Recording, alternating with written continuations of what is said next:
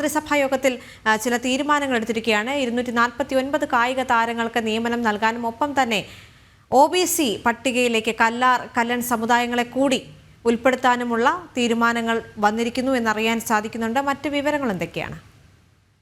249 കായിക താരങ്ങളുടെ നിയമനം നൽകാനാണ് മന്ത്രിസഭാ യോഗത്തിൽ ഇന്ന് തീരുമാനമായിരിക്കുന്നത്. കായിക താരങ്ങളുടെ നിയമനം വൈകുന്നത് വലിയ രീതിയിൽ ചർച്ച ചെയ്യപ്പെട്ടിരുന്നു. ഇത് വലിയ രീതിയിൽ വിവാദമായൊരു സംഭവമാണ്. 2015-2019 കാലയളവിലെ സ്പോർട്സ് കോട്ടയിലെ കായിക താരങ്ങൾക്കാണ് ഇപ്പോൾ നിയമനം നൽകിയിരിക്കുന്നത്. 2018 ഏഷ്യൻ ഗെയിംസിലെ 5 മെഡൽ ജേതാക്കളെ പൊതുവിദ്യാഭ്യാസ വകുപ്പിലാണ് നിയമിച്ചിരിക്കുന്നത്. അതും അസിസ്റ്റന്റ് സ്പോർട്സ് ഓർഗനൈസർ തസ്തികയിലാണ് ഇവരുടെ നിയമനം. അതോടൊപ്പം തന്നെ ഈ OBC പട്ടികയിൽ കൂടുതൽ വിഭാഗങ്ങൾ ഉൾപ്പെടുത്തിയിട്ടുണ്ട്. കല്ലൻ സമുദായങ്ങളെ കൂടി OBC പട്ടികയിൽ ഉൾപ്പെടുത്താനും ഇന്ന് ചേർന്ന മന്ത്രിസഭാ യോഗത്തിൽ തീരുമാനമായിട്ടുണ്ട്. 249 കായിക താരങ്ങൾക്ക് നിയമനം നൽകാൻ മന്ത്രിസഭാ യോഗത്തിൽ തീരുമാനമായി. 2015-19 കാലയളവിലെ സ്പോർട്സ് ക്വാട്ടയിലെ കായിക താരങ്ങൾക്കാണ് നിയമനം.